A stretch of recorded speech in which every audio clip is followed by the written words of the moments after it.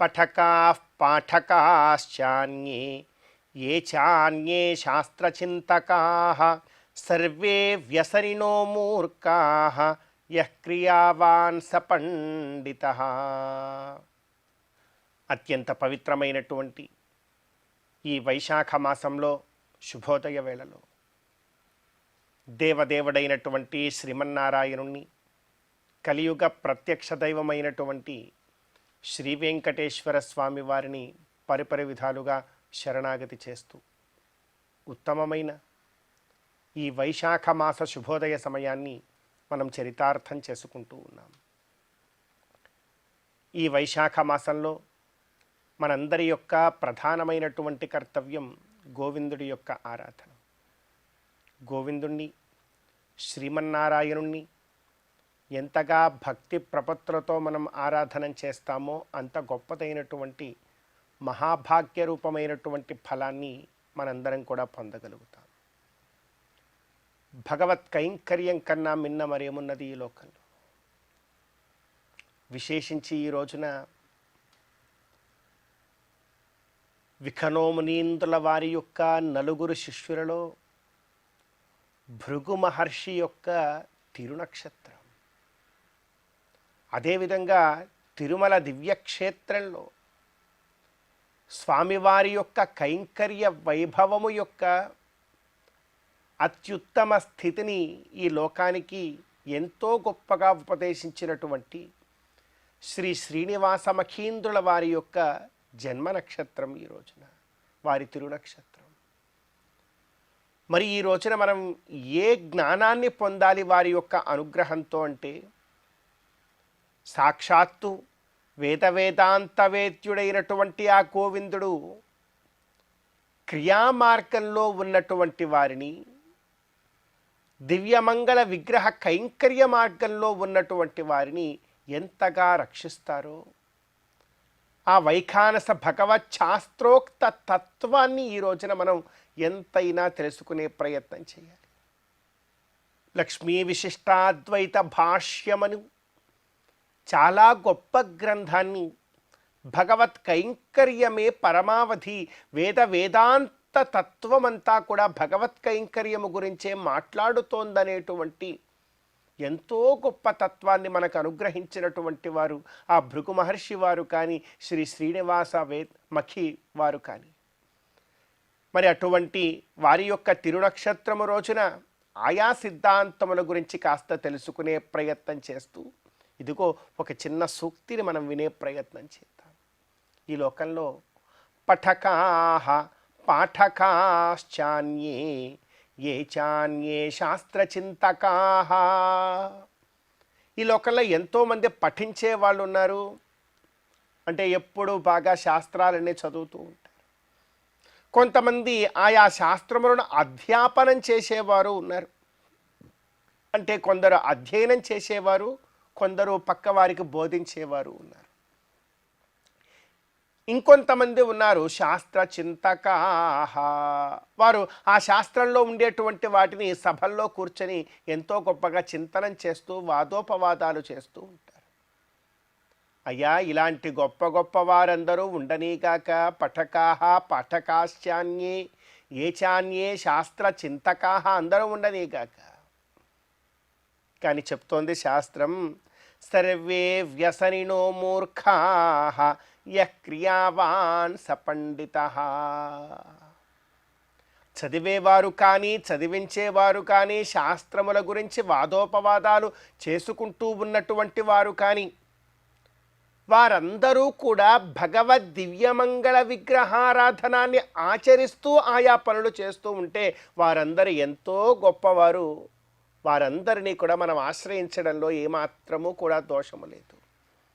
కానీ అలా పాఠనం చేస్తున్న వాళ్ళలో, అధ్యయనం చేస్తున్న వాళ్ళలో, శాస్త్ర చింతనము వాదోపవాదాది సభలలో పాల్గొంటూ ఉన్నటువంటి వారిలో క్రియా మార్గమును విడిచిన వారెవరైనా ఉంటే, భగవద్ దివ్యమంగళ విగ్రహారాధన కైంకర్యాన్ని విడిచిన వారెవరైనా ఉంటే, తే సర్వే వ్యసనినో మూర్ఖాహ అని శాస్త్రం చెప్పేస్తోంది. అంటే మనం ఎంత గొప్ప అధ్యయనం చేసినా, ఎంత గొప్పగా శాస్త్ర సంవాదములో పాల్గొన్నా, భగవద్ దివ్యమంగళ విగ్రహారాధనము యొక్క ఔన్నత్యము గురించి మనం తెలుసుకోలేకపోతే మిగతావన్నీ కూడా వృధా అని శాస్త్రవాక్యం చెప్తోంది. మరి ఈ వాక్యమును ఎంతో గొప్పగా విపులీకరించి శాస్త్రమును రచించి మనకు అనుగ్రహించినటువంటి వారే ఈనాటి తిరునక్షత్రములో ఉన్నటువంటి గొప్పవారు శ్రీ శ్రీనివాసమఖి వేదాంత దేశికుల వారు. ఉత్తమ బ్రహ్మ విద్య అను గ్రంథాన్ని మనకు అనుగ్రహించారు. ఏమిటా ఉత్తమ బ్రహ్మ విద్య అంటే భగవద్ దివ్యమంగళ విగ్రహారాధనం అన్నారు. 32 సంతి విద్యాహ అంటూ 32 బ్రహ్మ విద్యలు ఉపనిషత్తుల్లో ఉన్నాయి. అంటే ఆ 32 బ్రహ్మ విద్యలను 32 ఉపచారములుగా మలిచి భగవద్ దివ్యమంగళ విగ్రహారాధన కైంకర్యంలో ఉంచినటువంటి గొప్పవారు. మరి అటువంటి వారి యొక్క తిరునక్షత్రము రోజున ఆయా శాస్త్రముల యొక్క ఔన్నత్యాన్ని తెలుసుకునే ప్రయత్నం మనమంతరం కూడా ఆచరిస్తూ ఈనాటి తిథివార నక్షత్రాలలో ఉండేటువంటి తత్వాన్ని కాస్త మన జీవితానికి అన్వయించుకునే ప్రయత్నం చేద్దాం. ఈ రోజున ఏప్రిల్ 20వ తేదీ వైశాఖ మాస శుక్లపక్ష తదియ తిథి. ఈ రోజున తదియ తిథికి అధిదేవత గౌరీ అమ్మవారు. ఈ రోజున గౌరీ అమ్మవారి యొక్క ఆరాధనం చక్కనైనటువంటి క్రాంతిని మనకు కలుగజేస్తుంది. అదేవిధంగా ఈ రోజున నక్షత్రం కృత్తికా నక్షత్రం. కృత్తికా నక్షత్రము అగ్నిదేవతాకమైనటువంటి నక్షత్రం. ఈ రోజున అగ్న్యారాధనము మనకు చక్కని ఫలాన్ని అందజేస్తుంది. అదేవిధంగా ఈ రోజున వారము సోమవారం. పరమశివుడి యొక్క ఆరాధనం జ్ఞానమును కలుగజేస్తుంది. కనుక ఈ తిథివార నక్షత్రాలలో ఉండేటువంటి తత్వాన్ని మన జీవితానికి అన్వయించుకునే ప్రయత్నం చేస్తూ గోవిందుడి యొక్క అనుగ్రహంతో ఈ వైశాఖ మాస శుభోదయ సమయాన్ని మనం చరితార్థం చేసుకుందాం.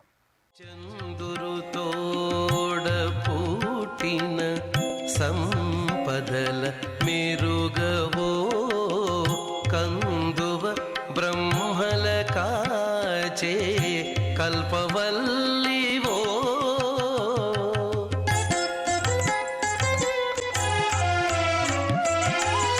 అందిన గోవిందునికి అండనే తోడు నీడై ఉందానవు మా ఇంటనే ఉండవమ్మా అమ్మా జయలక్ష్మి వరలక్ష్మి సంగ్రామ వీరలక్ష్మి ప్రియురాలవై హరికి బెరసితివమ్మా.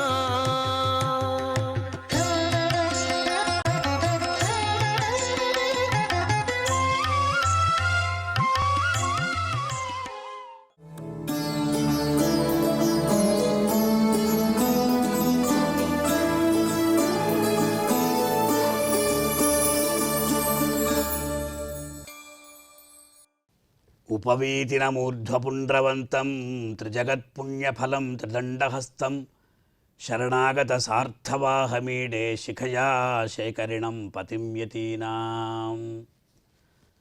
ప్రియ భాగవతోత్తములారా, శ్రీవారి వైభవం అనే కార్యక్రమంలో మనం ఈనాడు తిరుమలలో భగవద్రామానుజుల వారు ఎలా వేంచేసి ఉన్నారు, ఆ దివ్యమంగళ విగ్రహ స్వరూపం ఎలా ఉన్నది, ఆ విషయ విశేషాన్ని తెలుసుకునే ప్రయత్నం చేద్దాం.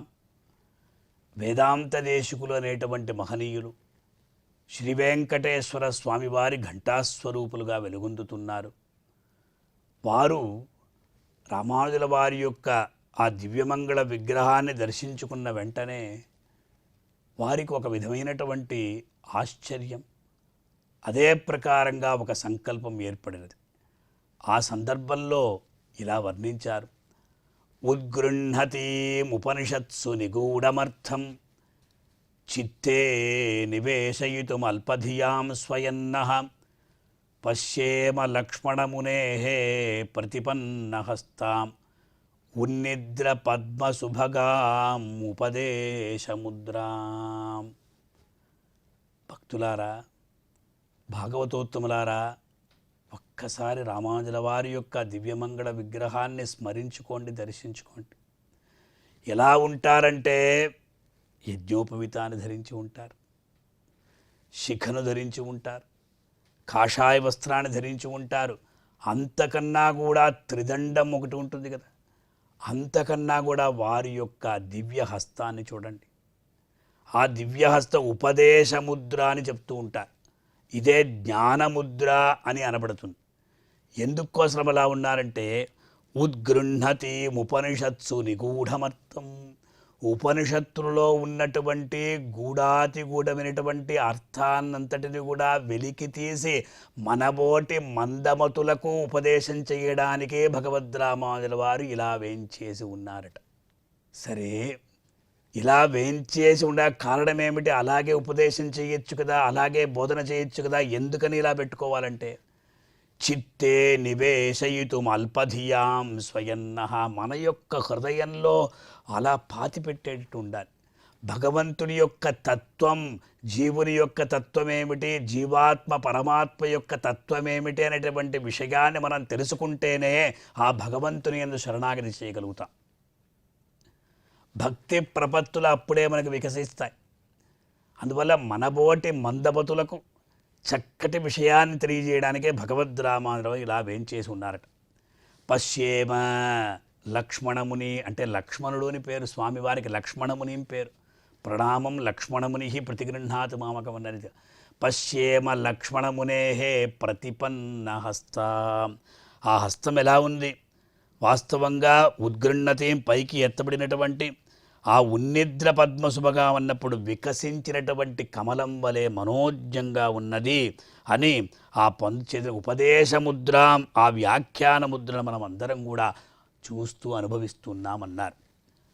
ఉపనిషత్ అర్థాలు అందరికీ సులభంగా అర్థమవుతాయంటే అర్థం కాదు. భగవత్తత్వం అనేది సులభంగా అర్థం కాదు. గురుముఖంగా మనం తెలుసుకోవాలి. ఆచార్యుడి యొక్క ఉపదేశం ద్వారానే మనం అన్నీ తెలుసుకోవాలి. అందులో ఎటువంటి సందేహం లేదు. ఇచ్చట భగవద్రామానుజుల వారిని ఇంతకుముందు వర్ణించారు. ఉపవీతినం ఊర్ధ్వపుండ్రవంతం త్రిజగత్పుణ్యఫలం త్రిదండహస్తం శరణాగత సార్థవాహమీడే శిఖయా శేఖరణం పతిమ్యతీనామని ఇంతకుముందు వర్ణించినటువంటి దేశికుల వారు ఇప్పుడు యతిరాజ సప్తతిలో వారు 25వ శ్లోకం ద్వారా ఈ విషయాన్ని తెలియజేస్తున్నారే. ఆ ఉపదేశ ముద్ర ఎలా ఉన్నది? ఇక్కడ చిటికెన వేలు, అదే ప్రకారంగా ఉంగరం వేలు, ఈ మధ్యమం, చూపుడు వేలు, బొటన వేలు, ఈ రెండు కలిసి ఉన్నాయి. అంటే చూపుడు వేలు ఏదైతే ఉందో అది బొటన వేలుని ఆధారంగా చేసుకొని ఉన్నది, ఆశ్రయించి ఉన్నది. ఇచ్చట చిటికెన వేలు, ఉంగరపు వేలు, మధ్యమ వేలు ఏదైతే ఉన్నదో ఇవన్నీ కూడా కర్మయోగాన్ని, జ్ఞానయోగాన్ని, భక్తి యోగాన్ని తెలియజేస్తున్నాయి. భగవంతుని మనం ఎలా పొందాలండి అంటే కర్మయోగ, జ్ఞానయోగ, భక్తి యోగముల ద్వారా పొందాలి అని నందనందనుడు భగవద్గీతలో తెలియజేశాడు. ఆయన జగద్గురు, భగవద్రామానుజుల వారు కూడా జగద్గురు. ఇలా కర్మయోగ, జ్ఞానయోగ, భక్తి యోగముల ద్వారా ఈ జీవుడు, చూపుడు వేలు జీవుడికి సంకేతం. అందువల్ల ఈ జీవుడు ఈ యోగముల ద్వారా అంగుష్టం అంటే బొటన వేలండి. బొటన వేలకి అంగుష్టం అని పేరు సంస్కృతంలో. అంగుష్టమాత్ర ప్రమిత అనే వేదవ్యాసుల వారు తెలియజేశారు. భగవంతుడు ఎటువంటి పరిణామంలో, ఏ పరిమాణంలో ఉంటాడు అంటే బొటనవేలంత పరిమాణంలో భగవంతుడు అందరి యొక్క హృదయాలలో వేంచేసి ఉంటాడు. అంగుష్టమాత్ర ప్రమిత అన్న. బొటనవేలు లేకపోతే, ఆధారం లేకపోతే ఏది పనికిరా. ఎన్ని వేలున్నా కూడా బొటనవేలుకు ఉన్నటువంటి ప్రాధాన్యం మిగతా ఏ వేలుకు లేదు. అంచేత ఇక్కడ ఆ బొటనవేలు అనేది భగవంతుడి యొక్క తత్వాన్ని తెలియజేస్తుంది. ఈ జీవుడు ఆ అంగుష్టమాత్రుడైనటువంటి పరమాత్మను ఆశ్రయించి ఉంటాడు కనుక ఎల్లప్పుడూ భగవంతుణ్ణి ఆశ్రయించి ఉండాలనే తత్వాన్ని ఇక్కడ విశేషంగా మనకు తెలియజేశారు భగవద్ రామానుజుల వారు. ఈ ప్రకారంగా ఈ ఉపదేశముద్ర ఉన్నిద్ర పద్మ సుభగంగా ఉన్నది అంటే వికసించినటువంటి తామరవలే ఉన్నది అన్నారు. దక్షిణే జ్ఞానముద్రాం సవ్యేతోత్రం కరసరి దక్షిణే జ్ఞానముద్రాం అని కూడా చెప్తూ ఉంటారు. ఇటువంటి ఆ ముద్ర వైభవాన్ని తెలియజేస్తూ ఈ ఉపదేశముద్ర శరణాగతిని మనకు విశేషంగా సూచిస్తున్నది కనుక కొన్ని చోట్ల అంజలి ముద్రతో భగవద్ రామానుజుల వారు ఉంటారు. ఎల్లప్పుడూ కూడా భగవత్ సేవలో ఉంటారు. కొన్ని చోట్ల ఉపదేశ ముద్రతో ఉంటారు. మన తిరుమలలో అలాగే వేంచేసి ఉన్నారు. ఇలా భగవంతుణ్ణి ఈ జీవుడు ఆశ్రయించి ఉండాలి. భక్తులైనటువంటి మనం అందరం కూడా భగవద్ రామానుజుల వారి యొక్క విగ్రహాన్ని దర్శించుకొని ఆ జ్ఞానముద్ర ఏదైతే ఉందో ఉపదేశముద్ర యొక్క అర్థాన్ని తెలుసుకొని, అది మాత్రం కాదు, ఒక చోట అడుగుతారు స్వామి, బొటనవేలంత పరిమాణంలో భగవంతుడు వేంచేసి ఉంటాడని చెప్తున్నారు కదా, చీమ ఉన్నది, ఆ చీమ యొక్క హృదయంలో భగవంతుడు ఎలా ఉంటాడండి? అయ్యా, చీమ దాని యొక్క శరీరం ఎంత పరిమాణంలో ఉంటుందో, ఆ చీమ యొక్క బొటనవేలు ఎంత పరిమాణంలో ఉంటుందో అలా భగవంతుడు ఉంటాడు. ఏనుగు ఉన్నదండి, ఆ ఏనుగు యొక్క బొటనవేలు ఎంత పరిమాణంలో ఉంటుందో అలా భగవంతుడు. అణోరణీయాన్ మహతో మహీయ. ఇదే భగవత్తత్వం. తెలుసుకోలేం మనం. ఎవరి ద్వారా తెలుసుకోవాలంటే ఆచారుల ద్వారా తెలుసుకోవాలి. భగవద్ రామానుజుల వారి యొక్క శ్రీసూక్తుల ద్వారా మనం తెలుసుకోవాలి. కనుక ఇటువంటి ఆ భగవంతుణ్ణి మనం ఆశ్రయించాలి, జీవులందరూ కూడా ఆశ్రయించాలి అని భగవద్ రామానుజుల వారు తిరుమలకు వచ్చేటువంటి వాళ్ళకి అందరికీ కూడా ఉపదేశాన్ని ఇస్తున్నారు. రండి, ఆ స్వామిని దర్శించుకోండి, అతడే పరతత్వం, అతడే నారాయణతత్వం, అతడే పరబ్రహ్మ అని తెలియజేశారు. కనుక మనం ఉద్గృహతి ఉపనిషత్సు నిగూఢమర్థమనేటువంటి ఈ శ్లోకాన్ని ఆ భగవద్ రామానుజుల వారి చెంత మనం అర్పించి రామానుజుల వారి ద్వారా శ్రీ వెంకటేశ్వర స్వామిని దర్శించుకొని స్వామివారి యొక్క దివ్య కృపా కటాక్షమును పొంది తరిద్దాం. ఓం నమో వెంకటేశాయ. 16 పన్నెలతో బంగారు పతిమా చెదరని వేదములా చిగురుబోడి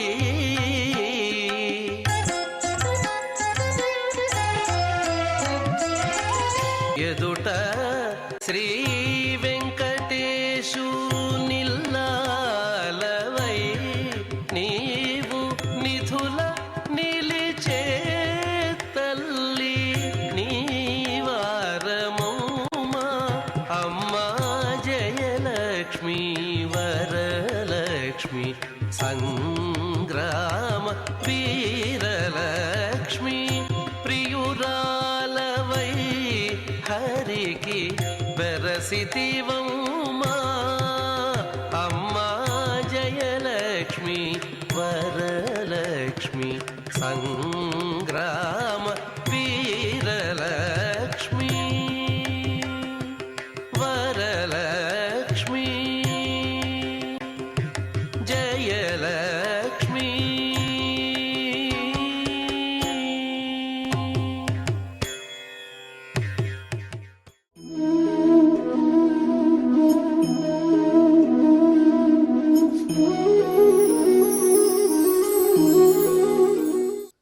నద్యస్తథా తదుపధార్య ముకుందగీతం, నద్యస్తదా తదుపధార్య ముకుందగీతం ఆవర్తలక్షిత మనోభవభగ్నవేగా ఆలింగనస్థైతమూర్మిభుజైర్మురారే గృహ్ణంతి పాదయుగళం కమలోపహారా.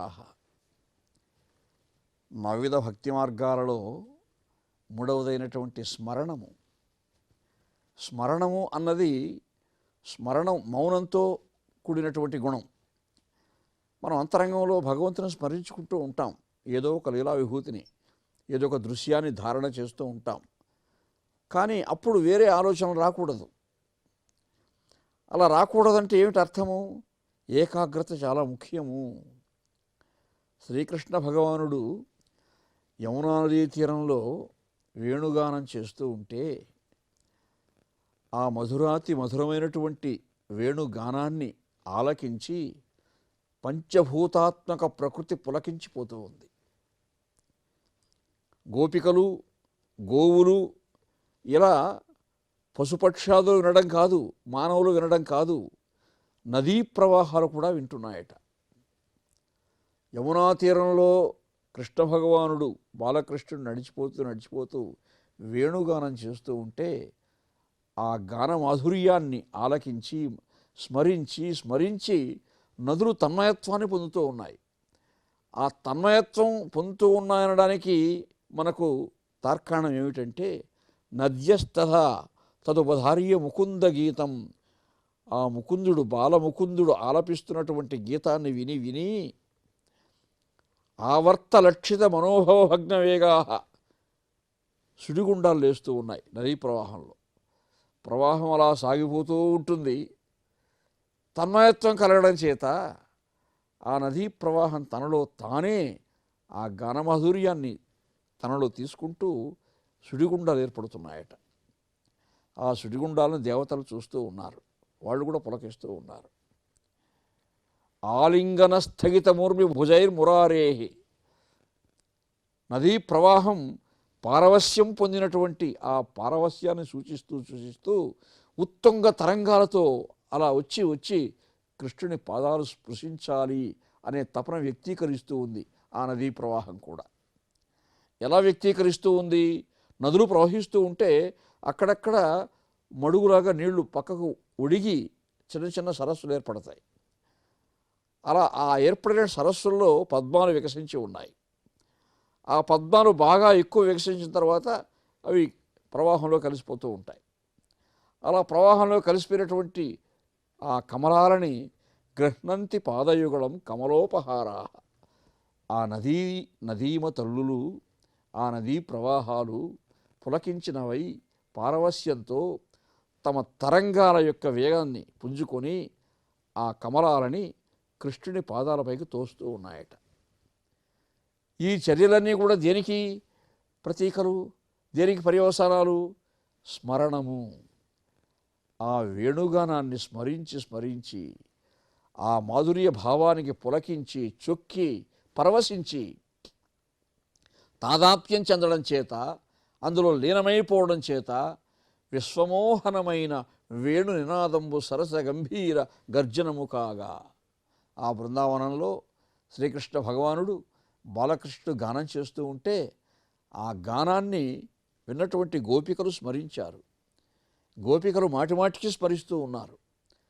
తాము స్మరించి పొందినటువంటి అనుభూతిని ప్రకృతికి చెప్తూ ఉన్నారు, చెట్లకు చెప్తూ ఉన్నారు, పశుపక్షాదులకు చెప్తూ ఉన్నారు, నదీ ప్రవాహాలకు చెప్తూ ఉన్నారు. ఎందరో మహాకవులు తన్మయత్వంతో కూడా ఇవన్నీ వర్ణించారు.